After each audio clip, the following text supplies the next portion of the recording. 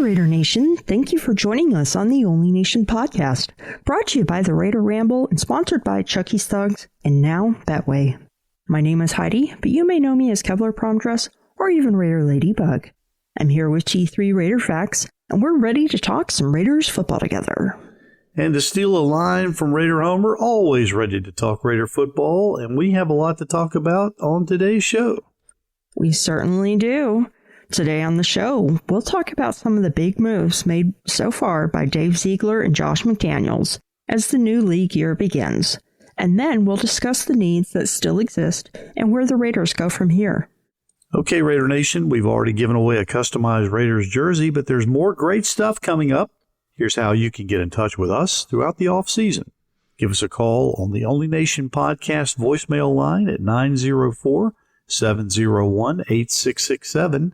That's 904-701-8667. You can also check us out on the web at onlynationpod.com. Here's the latest Raider news.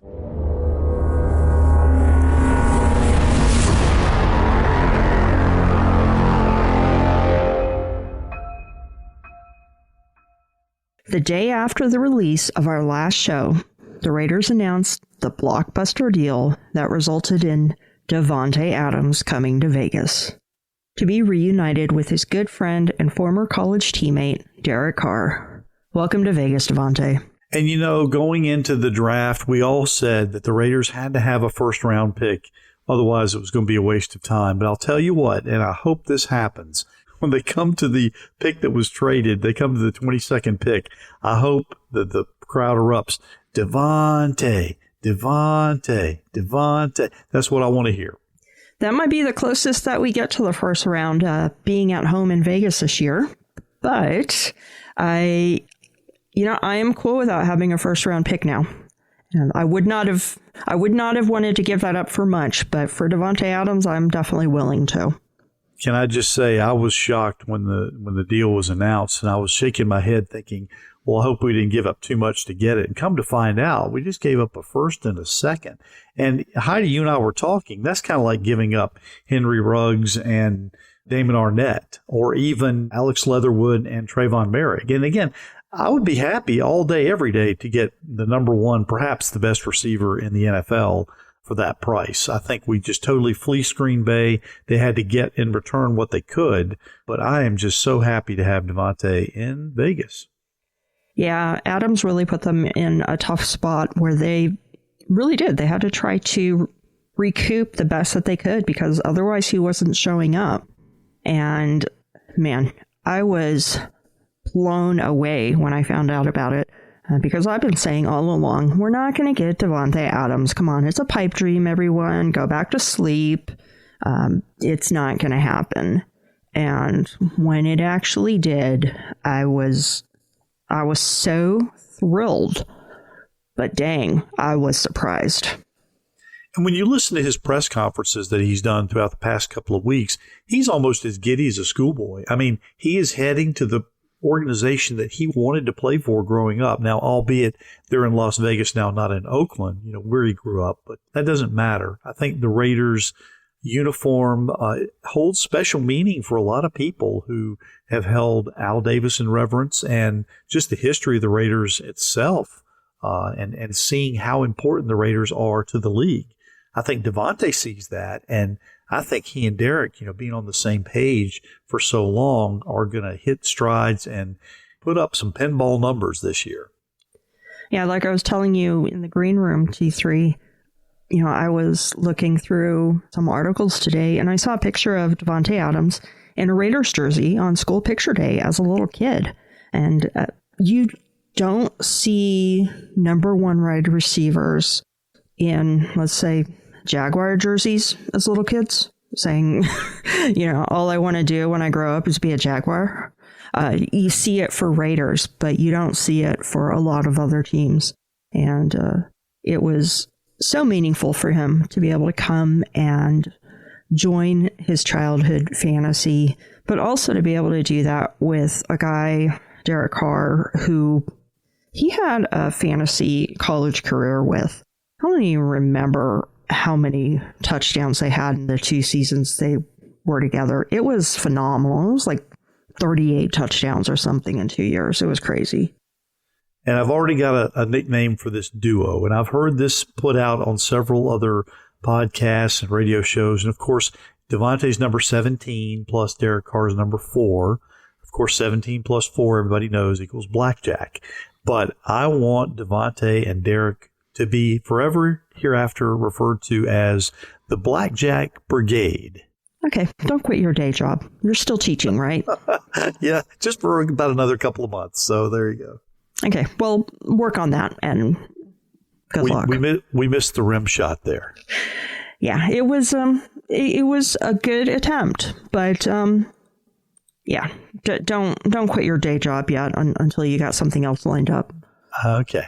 Not to be overshadowed by the news of the trade that brought in Davante Adams, the Raiders also made a big splash on the defensive side of the ball too, signing free agent outside linebacker Chandler Jones, formerly of the Arizona Cardinals.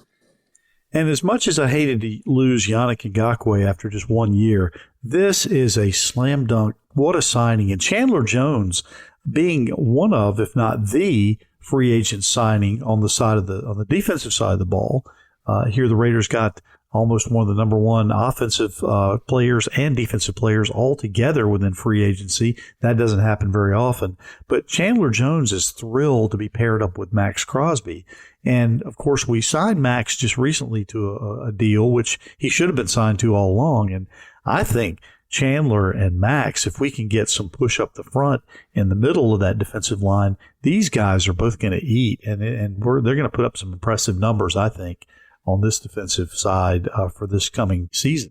Yeah, I definitely missed Yannick Ngakoue.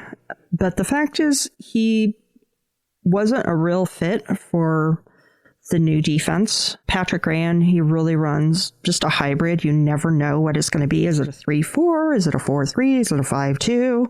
And it's just a variety of things. And Ngakoue, he would do good in any system, but that system doesn't play to his strengths. And Chandler Jones, it fits him a lot better. And he's going to make a mark. The Raiders, they had to make a splash in free agency, and because the AFC West has just gotten crazy competitive last year. But man, after free agency so far this year, it's insane, the teams that are in the division. And, Chandler Jones just makes us more competitive. I wasn't expecting the Raiders to make such a splash in free agency, but I'm glad they have. I think we mentioned this last week, but it wouldn't at all surprise me to see the winner of the West Division this year to end up with a 3-3 record within the division. I certainly think that the winner is going to at least lose 2 games because these teams are going to beat up on each other. And it wouldn't surprise me to see the winner of the West Division not getting a home playoff game because, again, they're going to beat each other up during the division rounds during the season. So I think we just have to survive and see if we can win the Western Division. Well, the winner will get a home playoff game. The division winners right now still get the home playoff games. But I totally agree that the AFC West representative might not be seated very high simply because of the division records. And I could definitely see the division winner being 4-2, 3-3 in the division. I could easily see that. Nobody's going to sweep. No. If somebody sweeps, that would be a shock, and that would be a bet I would lose. I'm going to go out on a limb right now. And I'm going to say that the Broncos are still going to finish last in the division. Is the Pope Catholic? Come on. Last I checked. Yeah, I think we're good. In other pickups, the Raiders have also made the following moves. Let me take a big breath. Signing free agent defensive back Darius Phillips, formerly of the Cincinnati Bengals, running back Brandon Bolden and his teammate, fullback Jacob Johnson, both coming over from New England, defensive tackle Bilal Nichols, and offensive lineman Alex Bars, who are both coming from the Chicago Bears. Wide receiver Mac Hollins comes over from Miami, and the Raiders also made a trade that brought in former second-round pick and 3-year veteran corner Rock Ya-Sin from the Indianapolis Colts. That trade also resulted in Yannick Ngakoue going to Indy. The Raiders have also added quarterback Garrett Gilbert, linebackers Jayon Brown, Kyler Fackrell, and Micah Kaiser, defensive tackles Vernon Butler and Kyle Pico, safety Duron Harmon, tight end Jacob Hollister, and wide receiver Demarcus Robinson. Offensive lineman Jermaine Illuminor, Brandon Parker, they were both re-signed. I'd like to get your opinion on that Brandon Parker thing. And the team waived safety Jordan Brown, defensive tackle PJ Johnson, and tackle William Sweet, and released safety Natrell Jamerson and wide receiver Javon Wims. Woo, I made it. You made it. And I'll tell you what, McDaniels and Ziegler, of course, we affectionately refer to them as McZiegler if we call them together. That reminds me too much of McDonald's, so maybe I won't do that anymore. They have been really, really busy. They have made a lot of good additions. I was really happy to see the linebackers that they added and also a couple of beefy guys up front, Vernon Butler and Kyle Pico. I think they're going to make some noise along that defensive front. Now, coming back to Brandon Park, you wanted to get my take on that. Here's my instant take. They re-signed Jermaine Illuminor and Brandon Parker. But if you heard some of the press conferences earlier in the week, they were saying, we're okay. Not we're stellar, but we're okay. What that leads me to believe is that they really wanted to make deals for some other guys, but they just didn't have the checkbook. They weren't willing to overspend to bring in some guys. So they figure, okay, we've got to take the guys that we have and make them work. Now, Jermaine Illuminor and Brandon Parker are both what we call serviceable linemen. And again, Brandon Parker played a lot of tackle last year, and there's something to be said for that. Jermaine Illuminor came in. He played better as the season went along. But I don't think going in that was their initial plan. I think they had planned to see if they could get a veteran offensive tackle, but not overpay. And then, of course, as it turns out, they had to have money freed up to get their two main acquisitions, who they got. So you have to put the money somewhere. They put it in wide receiver and edge rusher, which are two critical pieces of the team. So I think now what they have to do is just put together as serviceable an offensive line as they can, which leads me to believe now that with a third-round pick, they're probably going to go offensive line because, again, that's a hole that still needs to be filled. Now, it is going to be a young guy, but maybe there is going to be a veteran somewhere along the line for cuts or maybe a trade where they can bring in. But some of the bigger name guys who I had targeted earlier are off the board. And we just have to, again, we have to hope that this coaching staff can coach up the guys that are already there better than Tom Cable did last year. And again, maybe bring a veteran in, but they may have to rely on just the young guys now. Yeah. And, Brandon Parker has improved every year. I know he's still not somebody who we're thrilled about putting in the starting lineup, but he has improved. And Illuminor, yeah, he was serviceable. They both made it through the season and didn't cause, a natural disaster by simply playing. But it would have been really nice to maybe get a little higher quality players. I know last year, Denzel Good going down really, really put a crimp in their plans.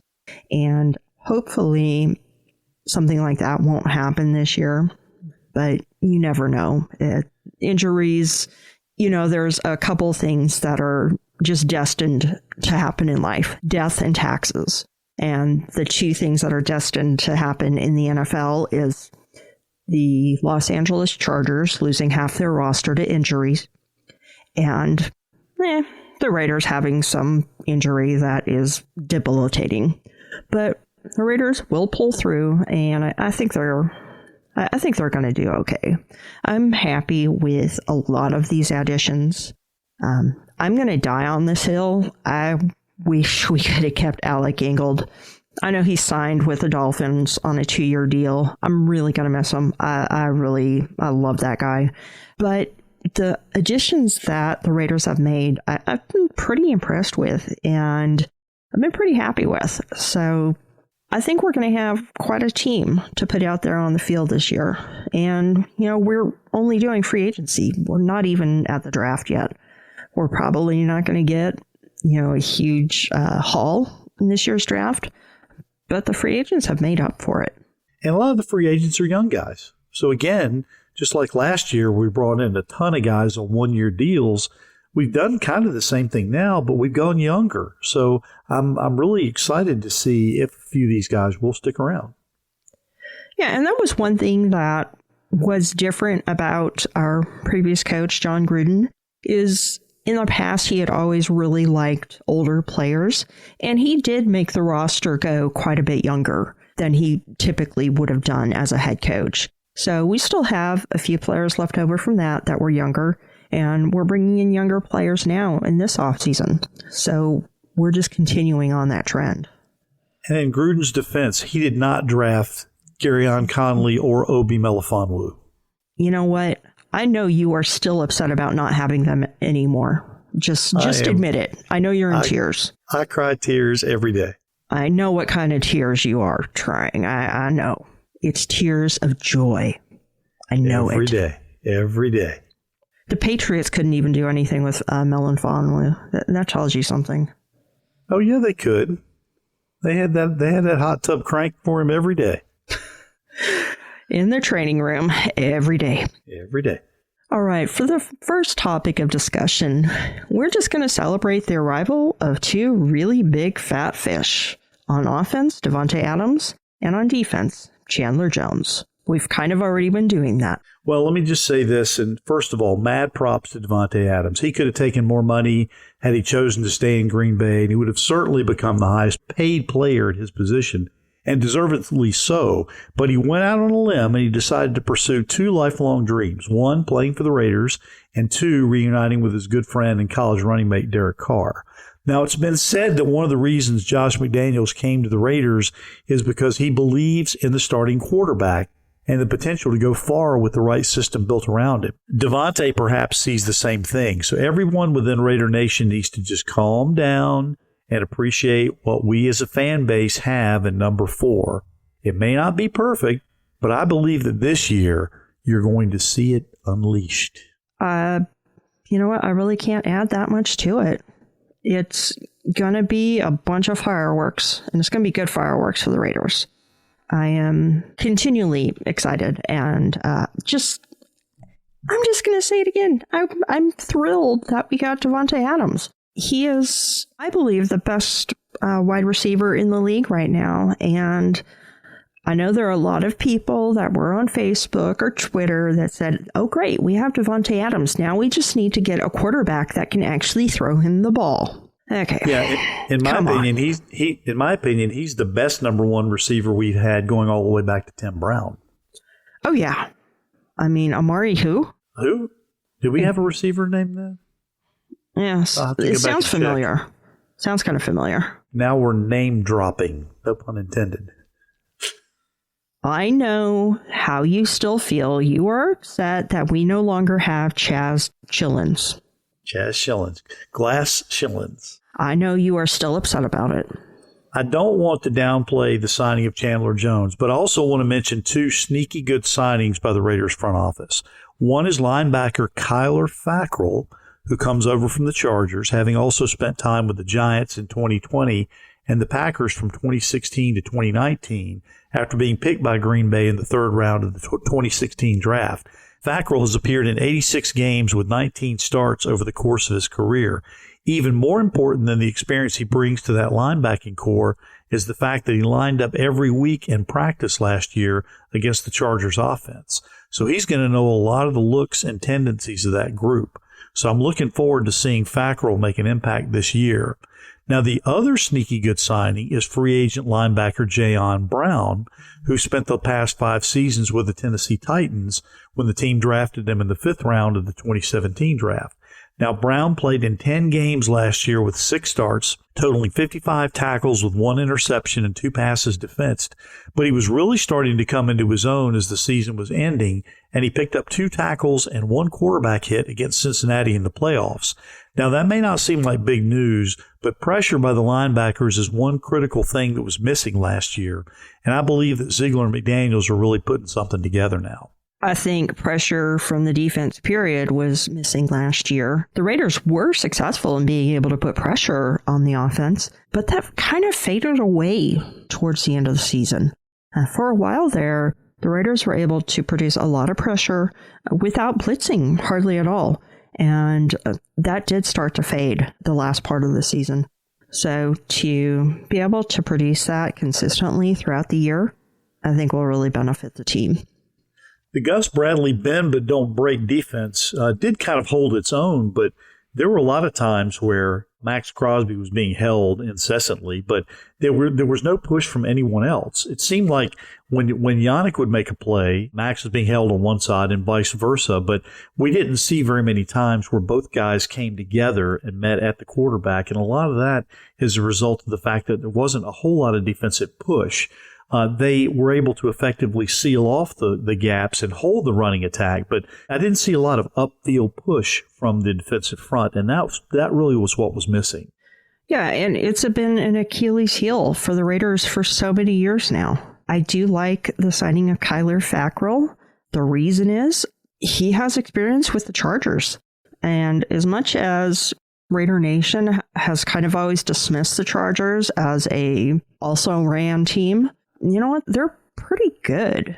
They've got themselves a really nice young franchise quarterback who's going to be around and giving us problems for years to come. So getting somebody that is familiar with that, recognizes the sets, recognizes looks and tendencies of Chargers offense, that's going to be beneficial. And I think you're right. That was a pretty good signing.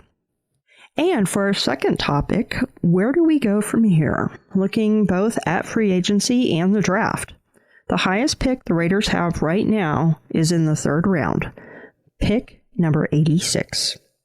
All right, now I believe the Raiders can move up and grab a higher draft pick than the number 86 pick that they currently have. I don't know how, but I'm hoping that they can. I believe that they can.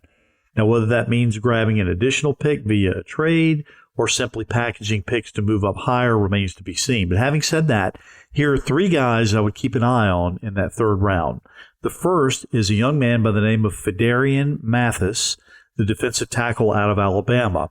Now, he may not last because of the program that he comes out of, but one of the things we've talked about on this podcast is the addition of solid defensive linemen through the draft, which we haven't seen in a while. Now, if he were to be available at 86, Mathis would be a good pickup, in my opinion. Now, two other options are Darian Kennard, the offensive tackle out of Kentucky, because obviously we need to add to that offensive line, and speedy Penn State cornerback Tariq Castro-Fields to help that back end. All three of these players are projected as mid-third round picks and would fill areas of need for the Raiders. So if we are looking at the draft at the third round, I see a defensive tackle there, I see an offensive tackle there, and also see a corner. Now, the Raiders can definitely move up in the draft. The problem is it scares me what they would have to give up to get that higher pick. I know there's been a lot of rumblings about Waller, trading away Waller for a high draft pick. That idea doesn't sound very appealing to me. Not saying that we wouldn't have good tight ends that could fill in for him.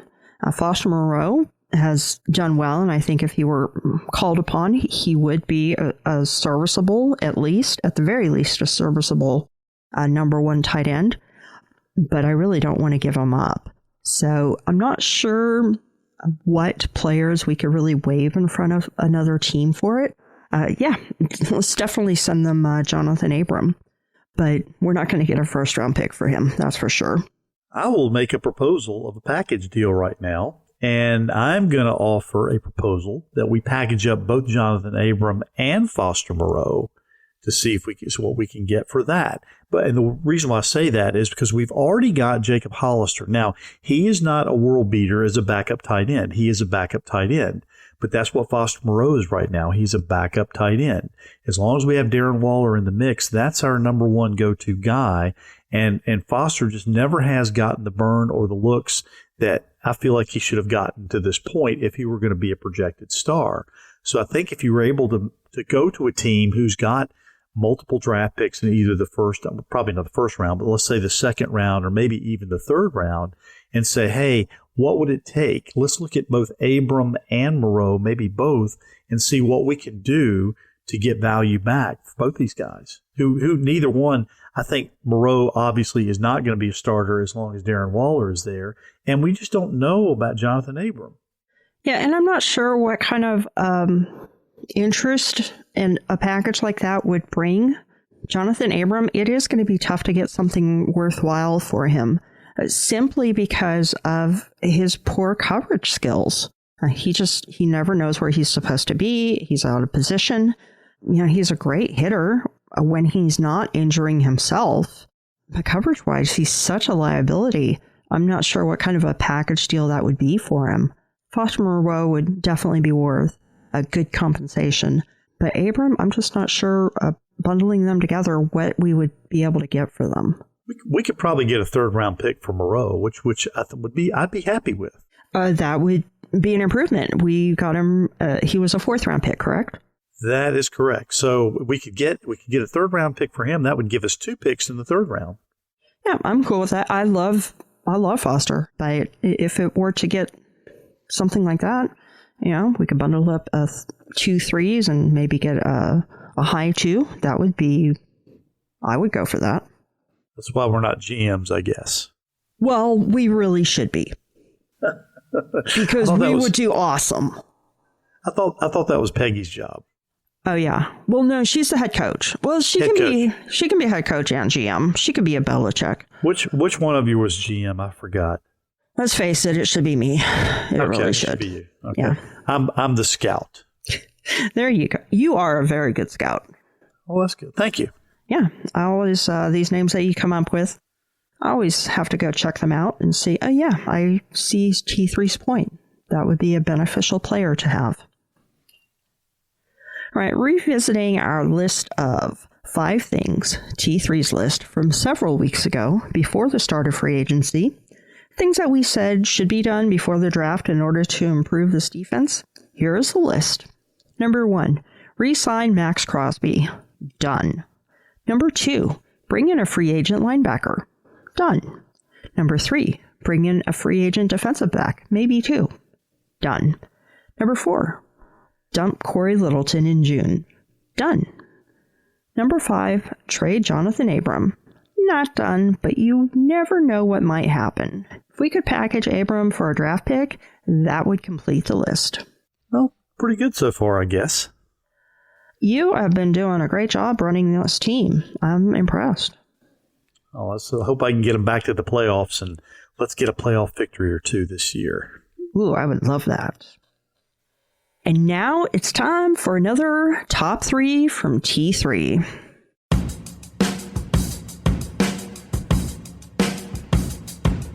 T3's top 3. All right, here is this week's top 3. Number 1, I still don't understand all the hatred directed at Derek Carr. I just want to remind the listeners that Davante Adams turned down an offer to stay in Green Bay. He made the decision to come to Vegas, be reunited with his friend, and set himself up to be able to hoist a Lombardi trophy along with his friend. Now, Ziegler and McDaniels may have been silent for the first 2 days of free agency, which caused a lot of Raider Nation to go into meltdown, but when they hit big. I'm happy to say that I was completely wrong when it came to the prospects of bringing Davante into Vegas, and in this case, I am happy that I was wrong. Number 2, I'm thrilled that the Raiders also landed Chandler Jones. The thing I'm most happy about is the anticipation of what we might have seen if Khalil Mack had been re-signed and retained 4 years ago. Chandler is going to make Mad Max better, and I think he's also going to make that entire defensive backfield better. And number 3, I don't believe this has been mentioned anywhere yet, but the Raiders have 10, potentially 11 home games this coming year. In addition to the 8 in Las Vegas, the Raiders play 2 games in Los Angeles, and I'm still calling both of those home games, even though the Rams are the defending Super Bowl champions. And if the Jacksonville game in Europe is against the Raiders, I'm calling that one a home game as well. So that's a pretty good home schedule for the Raiders lining up in 2022. And that is this week's top 3. And if the Raiders end up playing Jacksonville in Europe, I want that to be a Jaguars home game because I don't want to have to give up one of our regular home games, which they have enjoyed making the Raiders do for many years. It will be, but the Jacksonville game is a road game. So, and again, Jacksonville, they haven't gotten those schedule released yet. So we're looking at what would really pack in the crowds, and the Raiders would do that.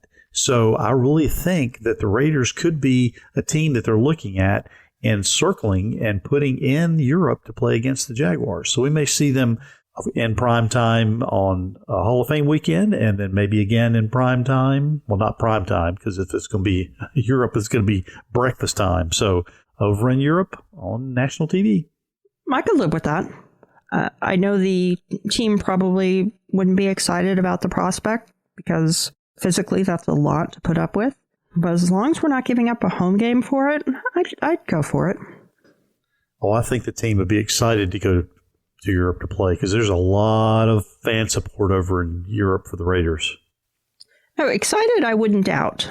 But I just want to make sure that it doesn't add up to, 40,000 miles of travel this year because that would suck. Well, if you look at it with those 10 games that we mentioned already, they're either going to be in Vegas or in close proximity to Vegas. So they really don't have a bad travel schedule this year. Oh, are we sure about that? This is the NFL. They are going to do their best to give the Raiders a bad travel schedule.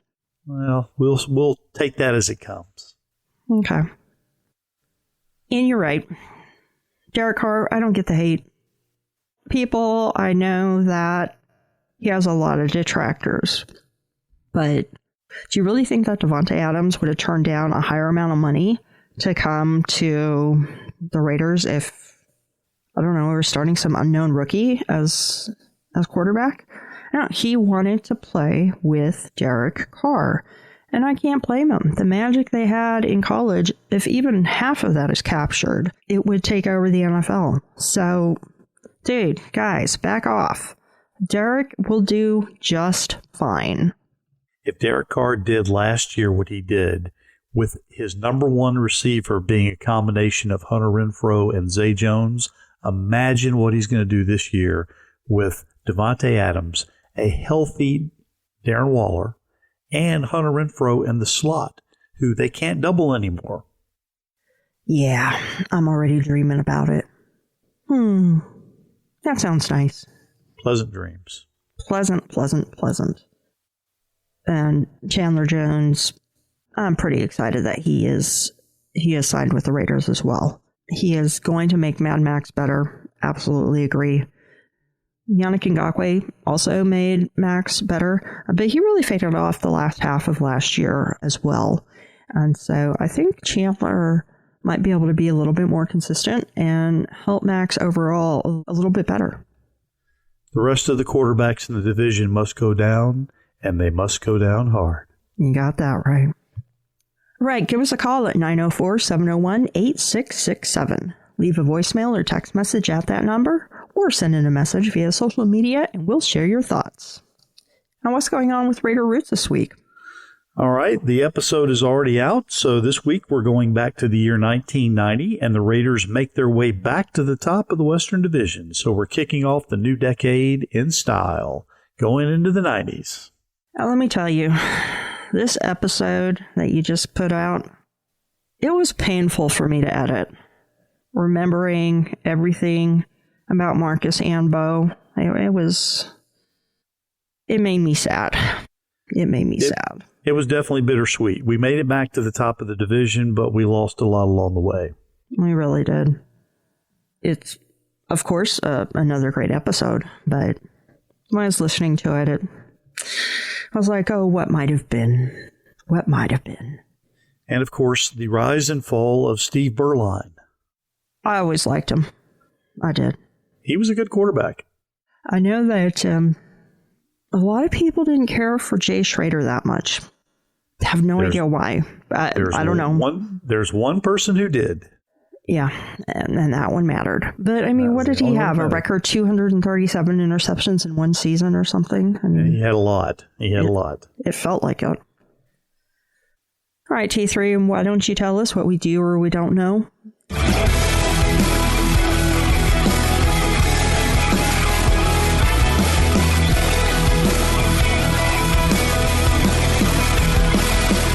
All right. It's time for another edition of Did You Know? In this segment, I will ask Heidi and our entire listening audience a Raiders-related question with 3 multiple-choice answers to choose from. So just give it your best guess. Here's this week's question. Who is the first Raiders running back to run for over 1,000 yards in his rookie season? Is it A, Marcus Allen, B, Clem Daniels, or C, Josh Jacobs? Heidi, what is your answer? Well, 1,000-yard rushing season used to be such a milestone. So that might eliminate Clem Daniels. Although he was pretty good, so who knows? I believe Marcus and Josh both had 1,000 yards their rookie season. So I'm going to go with A, Marcus Allen. And you know, Heidi, this is a really trick question for a lot of people because Marcus came into the league in 1982, which was that strike-shortened season. Shortened year. So he actually got over 1,000 yards in 1983, but that was not his rookie campaign. So the correct answer is C, Josh Jacobs, who in 2019 became the first Raider rookie running back to go over 1,000 yards in the season. You're mean. I am mean. You're very mean. So that is this week's answer. I just remember when Josh's rookie year, his first few years, they were always comparing him to the stats that Marcus Allen put up. Right. And they were comparing him to the 83 stats, which really wasn't fair. That was Marcus's first full season.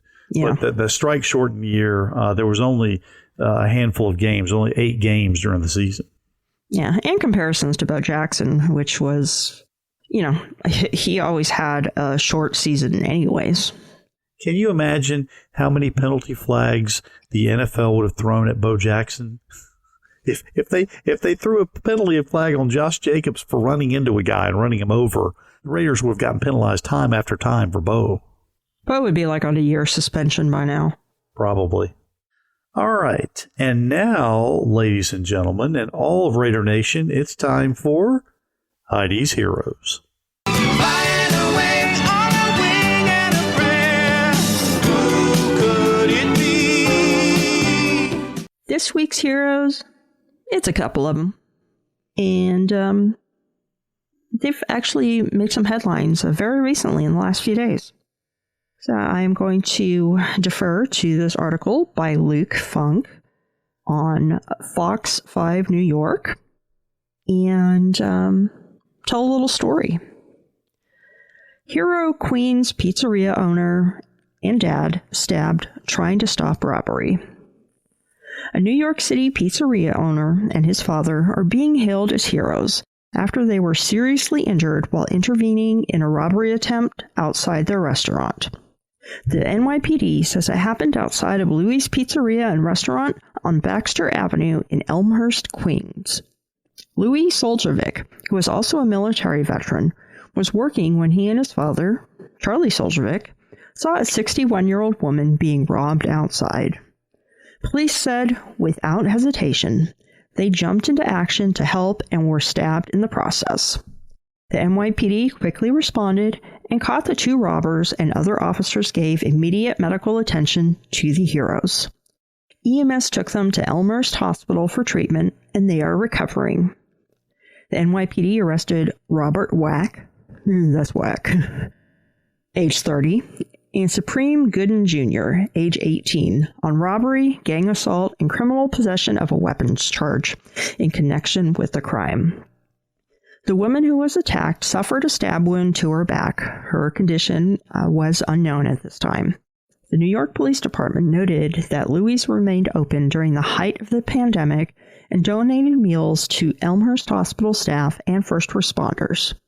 He and his father are among the very best New York has to offer. We thank them for their bravery and wish them a speedy recovery, the 110th Precinct said in a tweet. The pizzeria announced on its Instagram page that it would be closed for a few days for a family emergency. One person replied, absolute badasses. GoFundMe has raised more than $100,000 to help cover medical expenses for the pair and pay the staff while the restaurant is closed. The organizers said, we knew the owners were heroes, but the bravery and heroism they showed last night was truly off the chart. Louis was rated the 69th best pizza shop in the country in a Yelp list released in February 2022. Dude, you guys, Louis and Charlie, I don't even have to explain. You guys are just heroes. You are Heidi's heroes this week. Good job on that. And that just goes to show you there's lots of not just pizzerias, but small mom and pop shops, operations, and restaurants that do so much good for the community, which goes under the radar and goes unchecked. And I just want to give a shout out to all the people, operating small shops and restaurants who continue to slug it out during the pandemic and do the best they could for all their employees and continue to give back to the community in any way that they could. Now, Heidi, I'm gonna give an honorable mention hero this week, and I think I'm probably gonna tug at your heartstrings a little bit with this one because I'm gonna throw out a shout out, a Heidi's hero, to a now former Raider who is now a member of the Miami Dolphins, who Alec Ingold, the day after he was signed by the Dolphins, was right back at it with the Vegas Raiders, honoring some commitments that he had in the Las Vegas area, bolstering up school kids and children and working with them. And he told everybody, I have a commitment I need to honor. There's a lot of players that would have said, you know what, I've been traded, I'm out of here, I'm blowing doors. But Alec Ingold, stand-up guy that he is and continues to be, and I have nothing but just kudos for him, up one side and down the other. I wish him every bit of success. Even when they play the Raiders, I just hope that the Dolphins lose. But to be able to be traded from one team to another and yet continue to honor your commitments and show that it's more important to do the right thing sometimes, even when that has you as no longer part of an organization and you're just doing it on your own. So I want to give an additional hero shout out to a guy who I know, Heidi, you're very fond of, and that's Alec Ingold. Oh, absolutely. And that doesn't surprise me at all, coming from him. As involved in the community as he is and the type of character he has, that doesn't surprise me at all. We lost a really good one when he was released, but I know that he's going to contribute to the Miami area. He's going to be a great team member, and he's going to be a great service leader in that community as well. So they've gotten themselves a special one. So congratulations, Dolphins. He's going to have to keep an eye on his teammate over there, that guy catching the ball. I'd rather have him do it than me be doing it. Right. All right, well, we lost Homer again. We hope to get him back soon. Homer, if you're out there, come back, come back. Yeah, we don't know where he is. I have no idea where he's at. He was scheduled. He said he'd be here. I guess he just doesn't love us anymore. Maybe he got stuck in the Rocky Mountains again. Yeah. And he's in love. I'm probably have to edit that out or else he's gonna...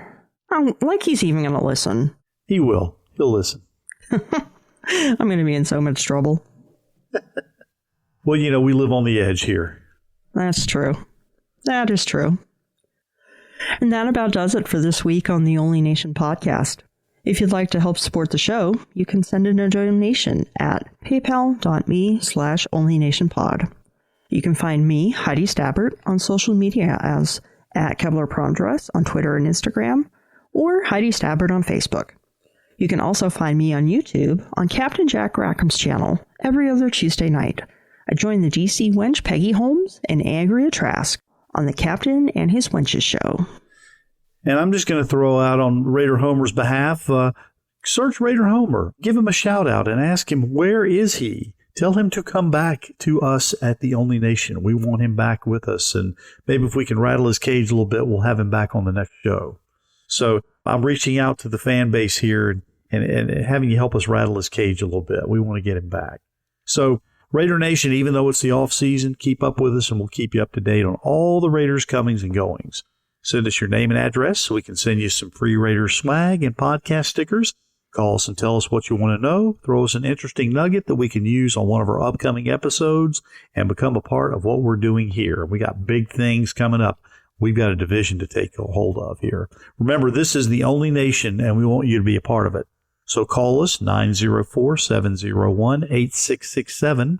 That's 904-701-8667. Call us now and join the Only Nation podcast family. There are 2 easy ways to find me on social media. You can send me a tweet at T3_sports703, or you can hit me up on Facebook at Tom, Thom Jones. I want to also thank you for all your continued support of the Raider Roots podcast. This year, we're going back to the year 1990 as Art Shell, in his first full season as Raiders head coach, gets the team back to the playoffs. I just had a great idea. Okay. Want to know what it is? Yeah. Okay, we need to get crowd shots of all the games that Homer has gone to in the last couple of years and put them up on the internet and have people look for Homer, and we'll call it Where's Homer? Where's Homer? Yeah? Yeah. It should be easy because, I mean, he's wearing like an orange head. And we need to make sure to have a couple of Chucky Thugs flags there in the background, too. There you go. There you go. That sounds like a plan. I still can't believe that opening night, he zoomed in on at the end of the Raiders-Ravens regular time, and he left his flag in his other seat. He's learning. Yeah, he lost his chance at $500 by forgetting that flag. That's okay. All right. As always, we look forward to hearing from you guys. Until next time, everyone, go Raiders. We are not just a nation. We are the only nation. Raiders. Raiders. Whoop, whoop. All right.